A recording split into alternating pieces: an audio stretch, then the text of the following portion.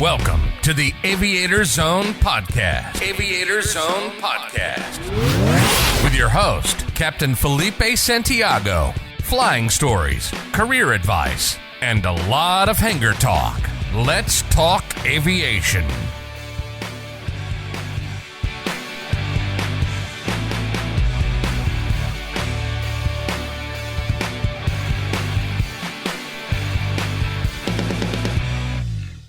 Welcome back to the Aviator Zone Podcast. Today we have a very special guest, Will Sturge. Thank you for coming to the show. Thanks for having me. So Will Sturge was one of our first students that we had at the school, and he came with a big dream, and I think that dream is getting closer to reality than we hoped when it was back then. So Will, we do have to start with a little disclaimer though before we get started on the show. So as a disclaimer, the opinions expressed by Will Sturge and myself do not necessarily reflect the opinions of the Department of Defense, the Air Force, or any of its components. That should give you kind of a hint of what we're going to be talking about today. Well, tell me a little bit about your story. What got you into aviation? What was it that kind of made you become want to be a pilot? So the whole dream for aviation, I don't know, it was just a natural desire to want to fly whenever I was a little kid. I think the first time I flew was when I was like 8 years old to Washington, D.C., and it was just the coolest experience I ever remember looking out the window of the American Airlines flight, seeing all the buildings and cars grow slightly smaller, and I thought it was the coolest thing. I was in second grade. And after that, I went home, I bought a little flight simulator for my computer, had no idea what I was doing, had a great time with it, over the years learned, and, the desire for wanting to be in the Air Force. My grandfather flew for the Air Force during Vietnam, so a little bit of family heritage there, and as I got closer towards the end of my high school career, about to graduate, I said, you know what, this is what I want to do, and looked into ROTC at the college I was going to, and I've been there ever since. And that's kind of around the time that you came into our flight school, right? Somewhere when you were... Yeah, so I went into ROTC without having any flight experience because I didn't really know what I had to do yet. I started my flight training when I got home the first summer after my freshman year with you guys. Got it. So that's when I first started. So going back to a statement that you said, and this kind of has been ringing a bell in my head, is flight simulator. We make so much fun about flight simulators and like people at home, and then a lot of people don't want to do it in flight training. They don't want to use a sim. But a lot of people start their aviation in flight simulator. Like they start, that kind of sets the seed, and then from there on, they begin to actually go on a career. So do you think, based on your experience, that you had some advantage of using flight simulator to being a pilot, to learning to fly? Like, did it help at all? So certain things, in terms of having an idea of, how to handle an aircraft, what direction to push the yoke to go up or down or left or right, or what the rudders do, I felt like that helped. But once I actually got into the plane and was doing maneuvers and all that stuff, that all went out the window. Yeah, I think everybody thinks that you can do everything in the sim, and you can't. There's a lot of things you can do in the sim, and with good guidance is really good. But at least I'm happy because it brings people into aviation, because it kind of gives them accessibility to experience flight, and then that kind of led you to come in through our doors and get your license. So you came back from summer, and you said at that point now you had some counseling, I'm sure, and somebody told you, hey, get your license because this is going to help you achieve the goal that you want to do, right? And that goal is to... Well, sorry. What was your goal? Yeah. So my goal is to be a pilot for the Air Force. The dream is to be a fighter pilot. I want to fly F-15s, but really just anything that flies for them. How about a drone? So we actually have a preference list when we rank what we want to put on our careers, and my whole interest in flying is I like being in the plane and flying. So of course. There of the 4 flying jobs, drone was number 3 on the list. I had, of course, regular manned pilot as number 1, and then combat system operators as my second preference, just because I want to be in the plane. I just think it's the coolest thing actually being up there. I agree with you. I would never be able to just... I mean, don't get me wrong. If they called me and said, hey, you want to work from home, and I fly the simulator, I fly, from my computer at my home office while the airplane is flying around the country and collecting the same paycheck, I can do that. No, but I mean, I understand what you're saying. Being in the airplane and flying there's nothing like it. So for those of us that don't know, a combat system officer, is that what you said? Yeah. That's the guy that sits in the back? So there's all sorts of different planes, and combat system operator breaks up into a bunch of different jobs. You have weapon system operator or electronic warfare operator. Basically, for say bombers, you have your combat system operators are the ones that are putting the bombs on target. For your F-15E Strike Eagle, they're going to be the guy in the back seat that's putting bombs on target. For electronic warfare, they're going to be ones managing the electronic warfare systems. So CSO, CISO, combat system operator, what do you want to call it? Basically, they're the ones in charge of some of the more complicated weapon systems. Gotcha. And you said you had 4 choices. One was obviously a man pilot. Second was the combat systems officer, and then third was drone. And what was fourth? So the fourth one is it's called an air battle manager. It's basically Air Force's air traffic control in the back of an AWACS. Okay. So that's the E-3 Sentry. It's the plane with the big radar dome on top. And, they'll actually be in the fight with all the fighters and everything, and they're managing the airspace. Cool job, just not for me, I don't think. So that's why it was I think I would enjoy that more than being a drone pilot, to be honest. I don't know. Yeah, I mean, I got some friends that have now gone on commissioned as lieutenants, and, they've offered a very unique perspective into the drone community. It's actually a really cool community. I think for me personally, drone would be more enjoyable than that. That's just my personal preference, though. Do you think in the future we're going to continue to have fighter pilots when we have drones that are almost capable of doing the same missions? They can withstand a lot more. So they don't get tired. This is an interesting topic, and I think in the future we'll probably see the pilot out of the cockpit for fighters, but I really don't know. There's a lot of expertise that a pilot in the seat can offer as compared to, being in a pod thousands of miles away or just fully autonomous, I think we got a long way to go too. I think so too. Yeah. But I just think about it, especially military wise, you have no risk of loss of life, right? You just lose a lot of money, but yeah. And that's one of the things I think why they're really going for it is you don't have the loss of life and you don't have the human factor limiting some things like G's. Right. You have planes that can pull more than 9 G's, but if there's a human that can't pull more than 9 G's and they're just going to black out, then that's a limiting factor. So I think that's one of the reasons they're really looking into that for. Yeah, I can see it. And then also, it's not like the airlines where you don't have 200 passengers in the back seat or in the back of the airplane, right? So if you're going to have, if the idea is to eliminate risk of loss of life, I don't think taking a pilot of an airliner makes sense. Out of a fighter airplane, I think it does, because you have one less, there's no passengers. Exactly. Right? Yeah. There's no loss of life. But there are some things that I'm sure a computer can't do and a fighter pilot can do. Yeah, for sure. And, that's why it's more for the fighters and less so any like transports or anything like that. Yeah, especially when you have people in the back. That makes sense. What do you think about Top Gun? Did you watch the movie yet? Top Gun, it's a great movie. It's, there for the Navy. Look, it's a cool movie. I think it's a great recruiting tool for, really any of the armed services. I think for the entire industry. Yeah. Right? Like not just for aviation, naval aviation, but for everyone. Yeah. Since it's come out, I'm currently at my university. I'm actually the recruiting group commander there. So I'm in charge of all the new cadets coming in, all the recruiting operations. I've seen a pretty big spike in recruiting in the last month or so.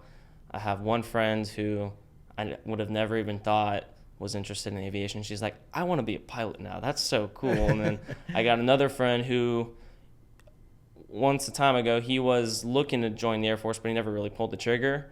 And now he's really fighting to I knew when that movie came out that was just going to be a boom for sure. For recruitment levels. Or the military is probably like, yes, finally we're getting some personnel. But like I said, I don't think it's only in the military. I think it's also in civil aviation as well. And we've seen it even at our flight school. I think we have a lot more people coming in to become a pilot.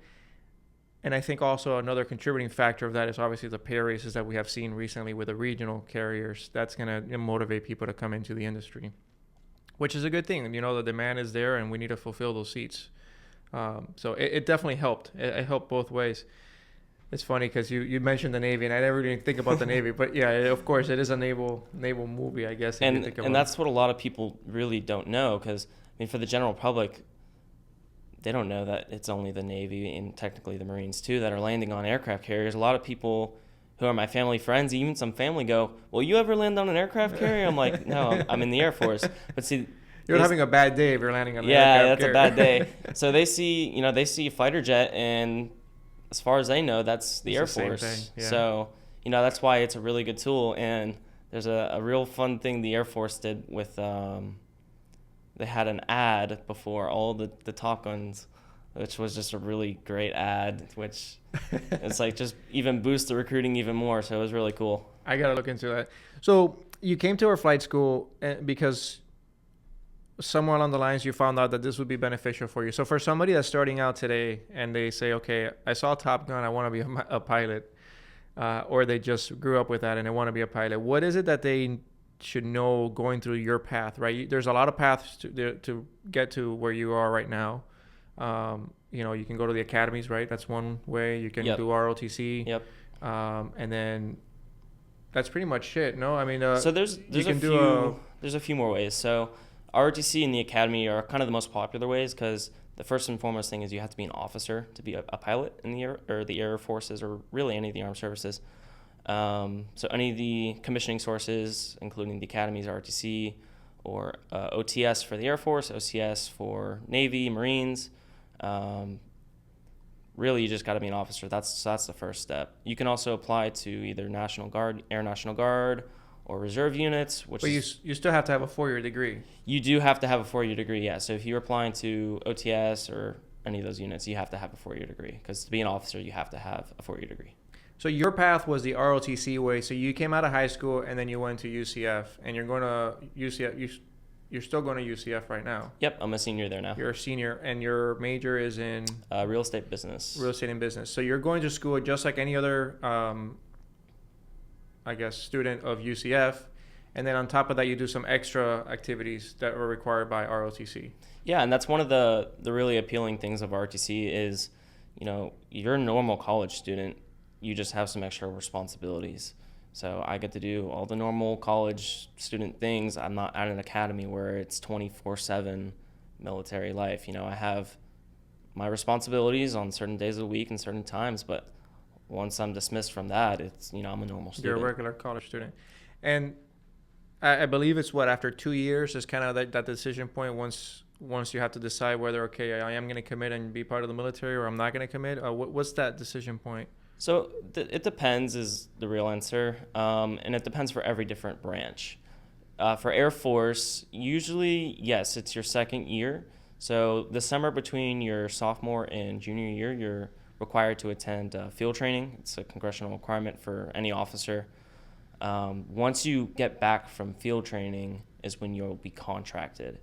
So really, you have until you contract to say, no, this isn't for me. You can also be contracted before you get back from field training. And, in my case, I was contracted my spring semester of my freshman year because I was awarded a scholarship. So if you're given a scholarship, they're giving you money. They put you on contract. You're sworn into the reserves, and, you're pretty much with them unless you back out. Then you have to repay your scholarships and all that stuff. But yeah, you essentially have up to that 2-year mark. And you didn't do anything military prior to ROTC, right? You just kind of came into ROTC? Yeah, no JROTC, no Civil Air Patrol. I had no idea what I was getting myself into. We had our new student orientation day, and they told everyone to go to attention, and I had no idea what that meant at all. And I was just kind of standing there like, oh, this is going to be fun. So no prior experience whatsoever. Do you recommend prior experience? Have you, based on your experience, do you see somebody that was through, Civil Air Patrol or Air Force JROTC, do you see them kind of have an advantage on the person that comes in from day one, or what do you see? Yes and no. In my case, I think no experience actually helped me because, it made me think you really got to work for it to catch up to these people. In terms of seeing people who have that prior experience, I've seen some people where it's helped them tremendously, and some people where it's, they come in with the attitude that I know everything already, and they're not even in the program anymore. So Right. I think, and here's what I think. Of course, it's my opinion, but somebody that came from CAP or Civil Air Patrol or JROTC, I would assume that they have an understanding that this is what they want to do, right? Like this is not your first time that somebody tells you stand at attention when somebody walks into the room, right? Right face, left face. You're like, what? Do I have to do this all the time? That was me. Like, That right, was me. exactly. For me, someone that has been in CAP, I think obviously they have, or CAP or Air Force ROTC, they kind of have an advantage just because they kind of been exposed to it already.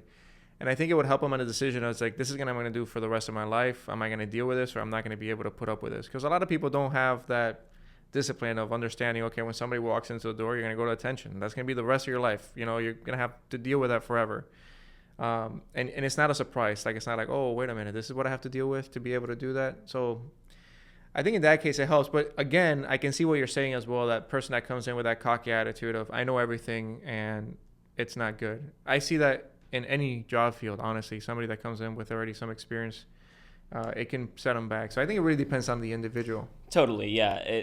Like I said, I've seen people who have that prior experience and know all that before, wildly successful. Some of them are pilot selects with me. They've done great. It's those, in my opinion, it's really those people that come in with that cocky attitude because they have that prior experience and says, oh, I'm better than you because you didn't do this. They're not even here anymore. Right. They dropped a year ago. Good. So. But that's, you don't want that type of attitude anywhere, really. So that's especially in an airplane. So now you're 2 years in or more. No, you're your first year. So you literally came after your first year and you started getting your private pilot's license because this gives you some type of advantage as far as qualifying, or like, what is the reason for getting your license while you're in ROTC? Yeah, so it's not as much the license as it is the flight hours. Okay. I wanted to do the license just because that was always a life goal of mine too. But Well, if you're going to put in the hours, might as well get the license. might as well, right? So, for Part 61, the minimum is 40 hours, correct? Mm-hmm. So, in terms of how many hours will you get extra points towards your selection is 41 hours. So, and that's recently, they just changed it. So you need 41 hours. We'll give you the maximum amount of bonus points to your score. And they could be 41 hours of basket weaving, flying around, drawing circles in the sky. If it's 41 hours in an airplane, it's 41 hours. 41 hours. 41 logged hours is all it's really you look at. So Nice. So 41 hours. But you came into our flight school with zero experience.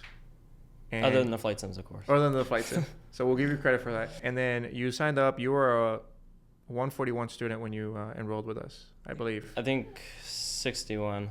I Was was it in 61? I think it was 141 because you were done very early. I should be able to pull it up, but I think it was 141. But anyways, either or, how many hours did you get your private with? So I believe I took my check ride at 43.4 hours. Yeah. So it was very quick. I did the whole thing from discovery flight to license in hand, 56 days. So. And that's crazy. Like, the national average is around 60 hours. So to be able to do it in 40 hours, what does it take? What do you think made you so successful to be able to do it in so little time? So there's a few things that I think really help me out. The first thing was I didn't fly once a week. I flew 5 days a week, every week until I got my license. And it's like anything. If you practice and practice and practice day in, day out, you're going to be a lot more successful a lot earlier on. So, anyone who's trying to do this, if you don't want to do it in 60 hours, find the time, fly as much as you can, because you'll do it a lot quicker that way. I always tell everybody the same thing when they come in and they're like, well, how fast can I do this? Well, it depends on you, right? You did it in how much? How many months did it take you to get it done? 56 days. 56 Yeah, days. so however many months that is, like 2 months. 56 days. That's crazy. 56 days, 40, how many? 43? Yeah, about 43 hours.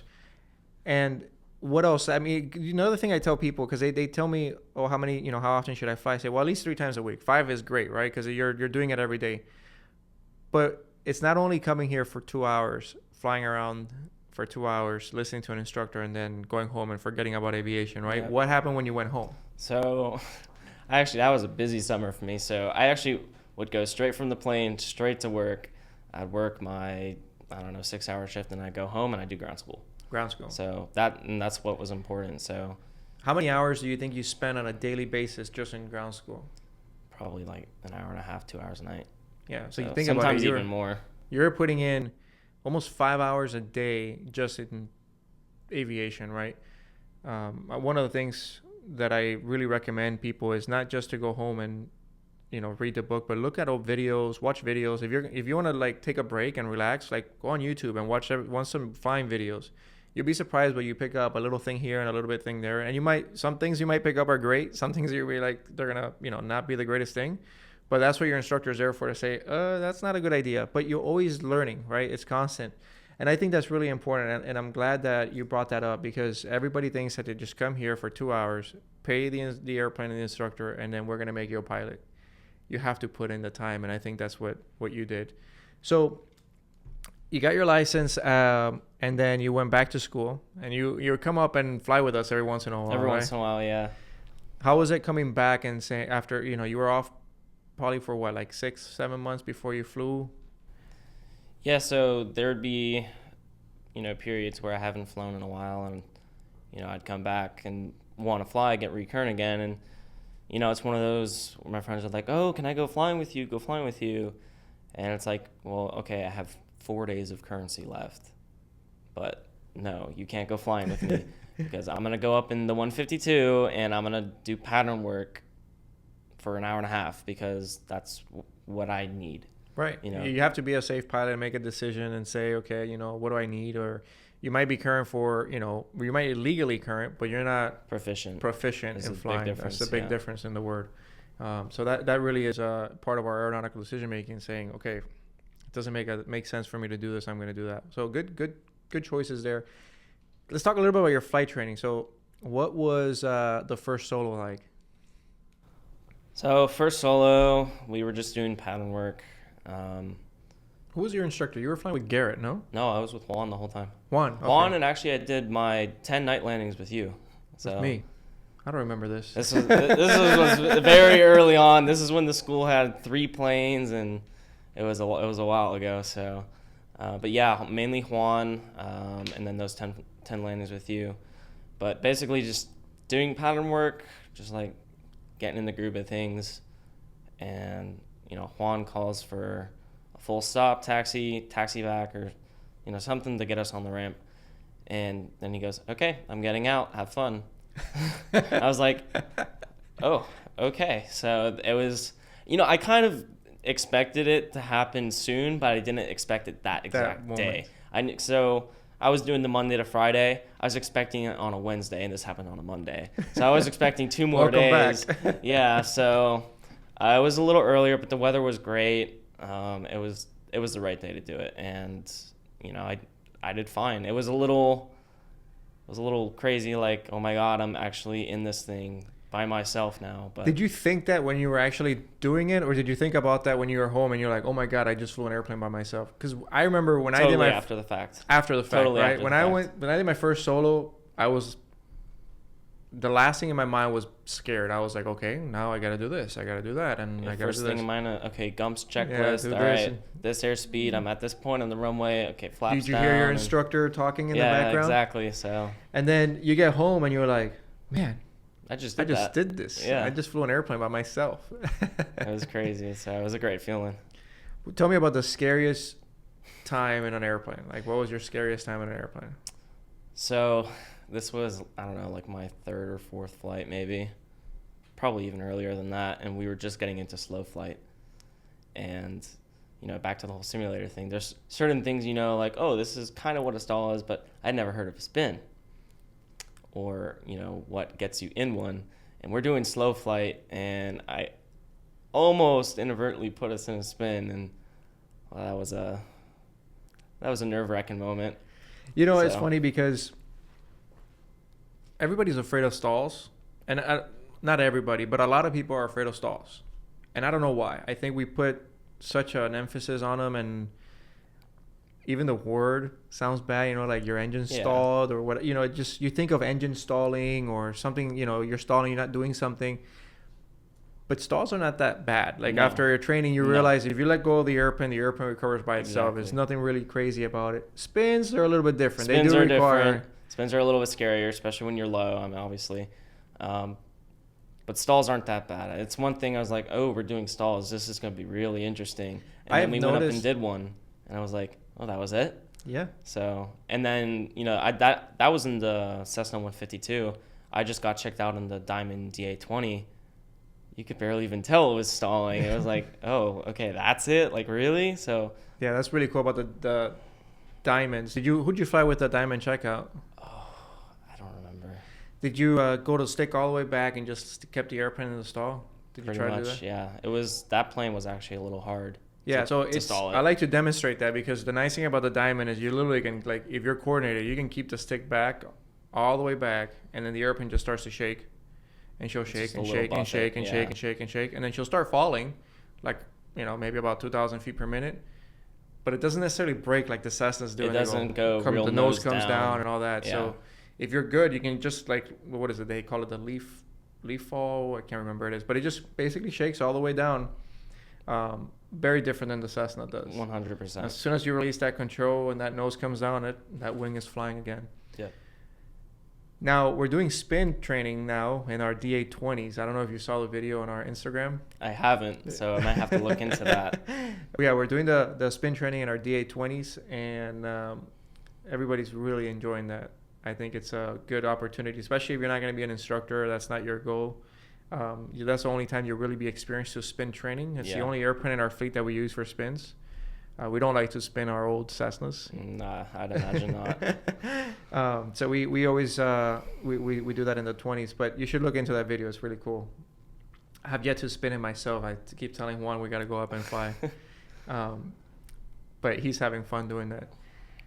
So you got your license, and now you continue going back to school.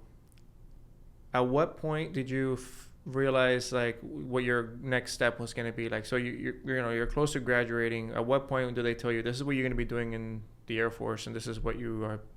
Tell me about that process. This is very new to me. I'm not too familiar. Yeah. with So it. for ROTC, you spend your first 2 years learning, military fundamentals, leadership skills. That's what ROTC is really about, is developing those leadership skills, because you're an officer, whether you're a pilot in a plane by yourself or you're leading a maintenance team of 200 plus people, you're a leader.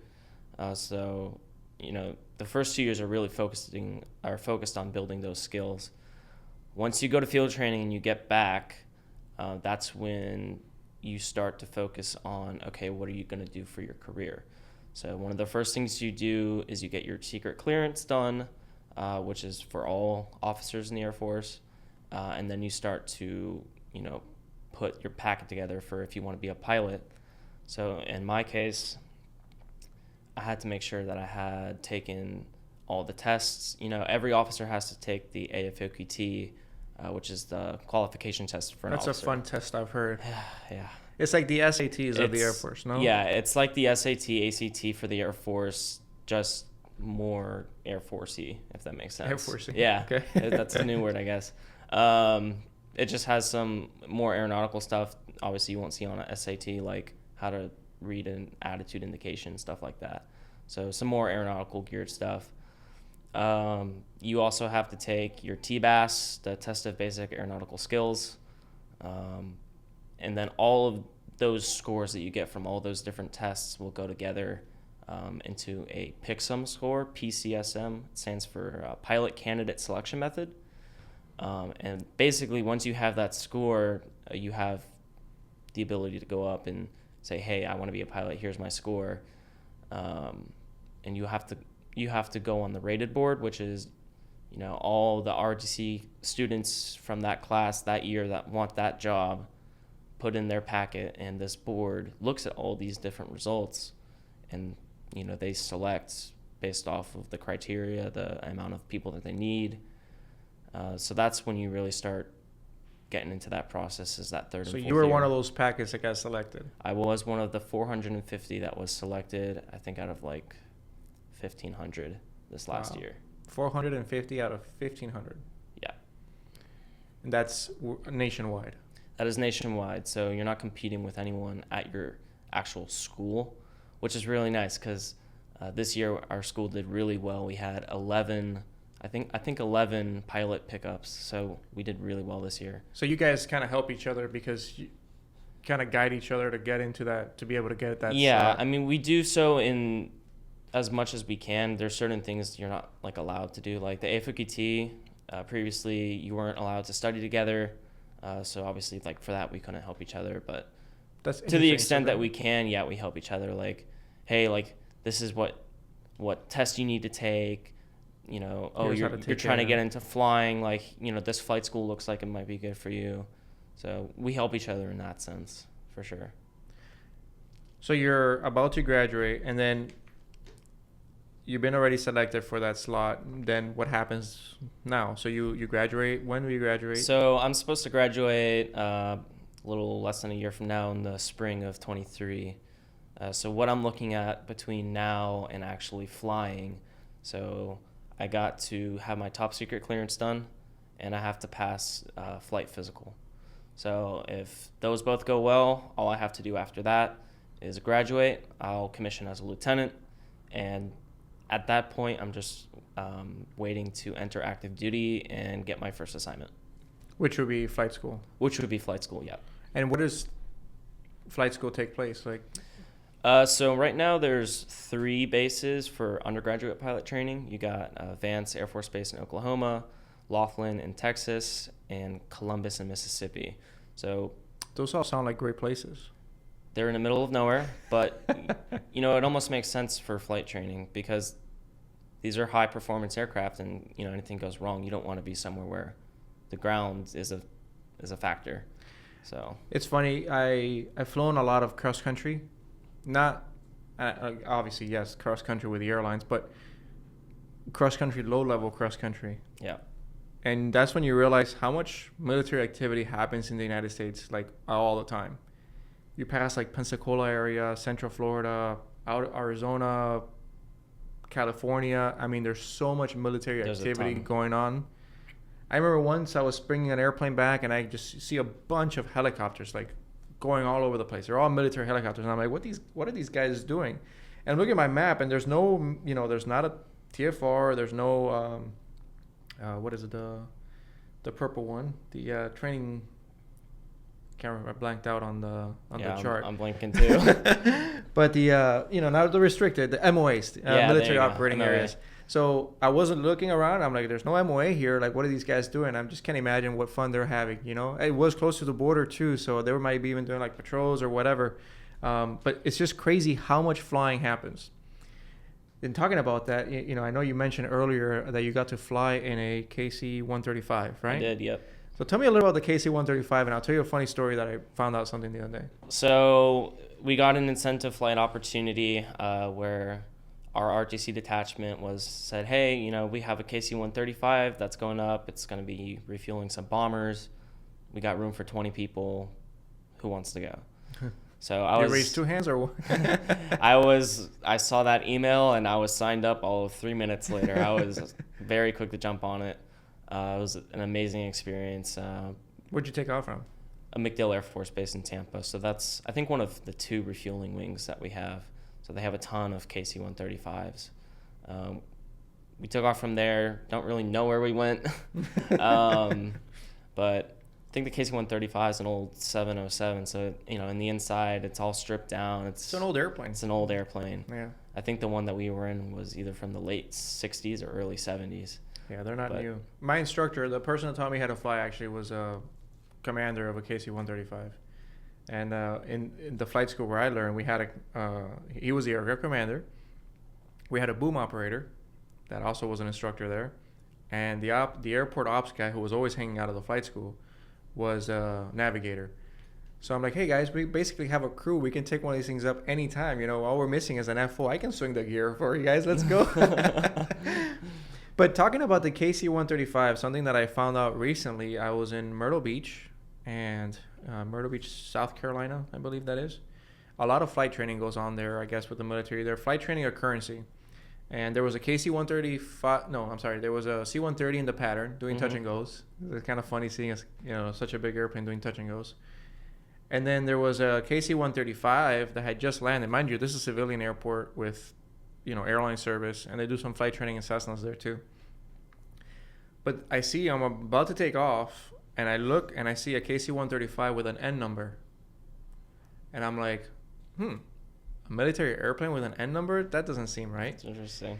Well, I wrote down the N number, and I got back to the hotel, and I looked up the N number, and it's a civilian KC-135 that does contract work for the Navy. Oh, wow. Which I had no idea that's that the first we I've heard of that too. contracted. Cool. Yeah, that we contracted tankers to go refuel our airplanes, which is kind of crazy, but I never thought of that. Yeah, and I was shocked. Really, our military with all the amount of KC-135s we have and all the pilots that we have to contract that. Who knows, right? There's so many things in our military that we have crazy. No idea that they do. But it was very interesting to see that. So back to school. How long is school? What are you expected to be in school for?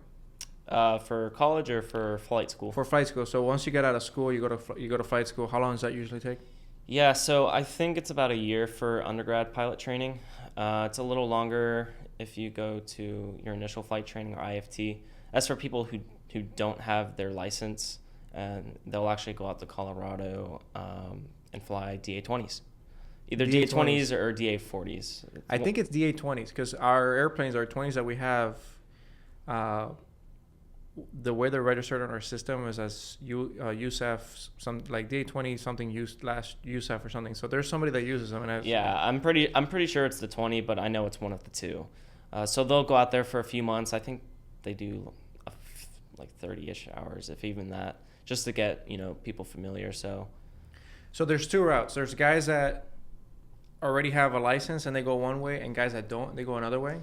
They both end up going the same way, but those who don't have their license can go to the IFT first before going to UPT. Can or are required to? I'm not sure. I'm pretty sure it's required to. So you don't have to do that because you already have your pilot's license? Yeah, I actually don't have the option to. I 100% would if I could, but the way my current circumstances are, I don't have the option to go to it.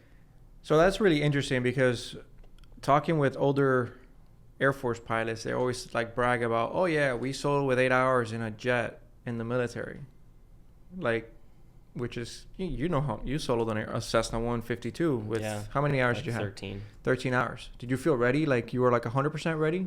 You never feel 100% ready. Not 100%, but Yeah, you felt ready, but you weren't Could I go get my license now? Could I land it? Sure. Yeah. Can you imagine doing that in a jet? Yeah. No, but what I've heard is they'd spend a lot of time on the simulators before getting you prepared. And we talked about the simulators, but. Well, my instructor was a Air Force pilot back then. I don't think the simulators back then. Oh yeah, back then that was a little different. It was a box, a black box with some instruments, and they shake it around to simulate that you're flying. But it's still crazy that those guys with so little time would jump in an airplane and go fly solo. Back then that was an interesting time of aviation. There's commercial pilots I wouldn't give a Cessna to. You don't know what is it, a T-38 that they use? Right now that's the advanced trainer. So once you go to UPT, everyone starts on the T6, which is a turboprop. That's a Texan, no? Texan 2, yeah.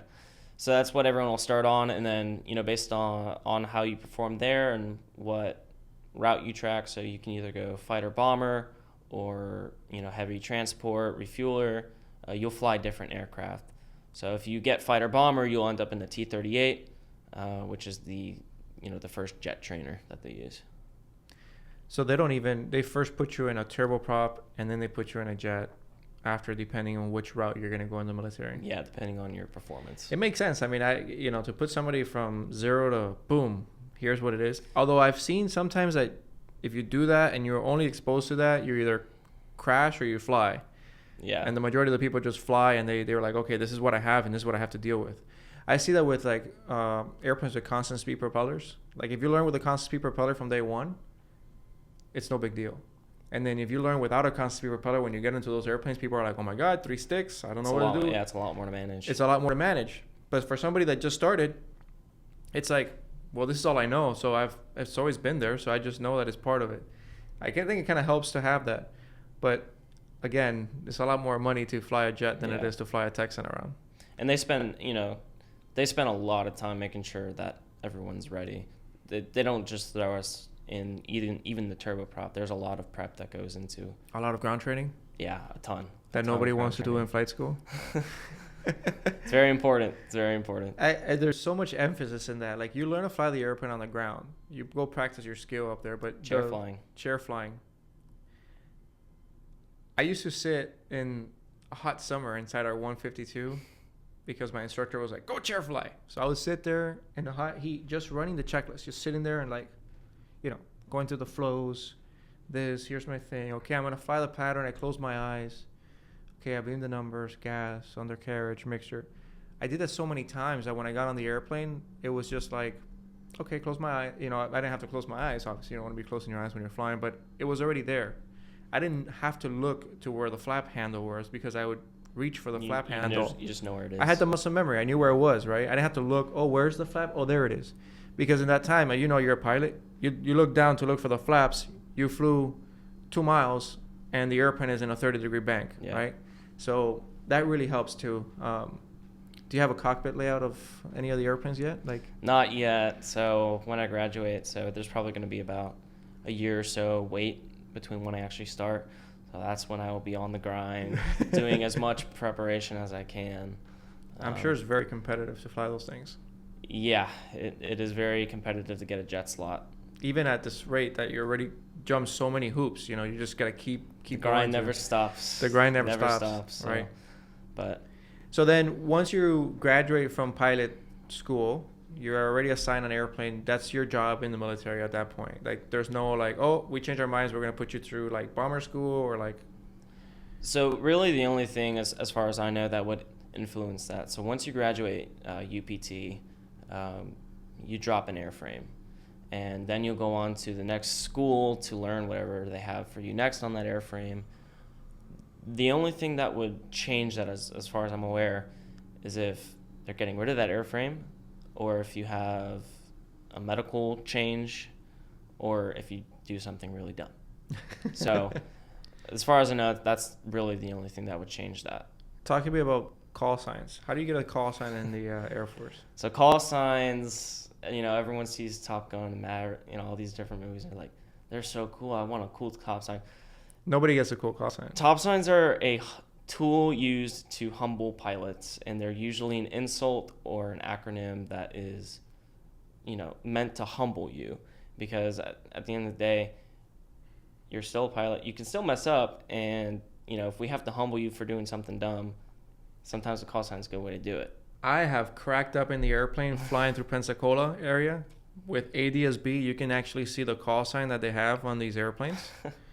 And I'll see if I can put it up on the podcast here on the video. But you see the call signs that they give the guys when they're flying around, and they're training. They're all trainers. So I just crack up because I know that those call signs have a meaning behind it, and somebody must have done something dumb that they earned that call sign. It's not a cool call sign. Yep, there's a story I know from a different podcast I heard one time.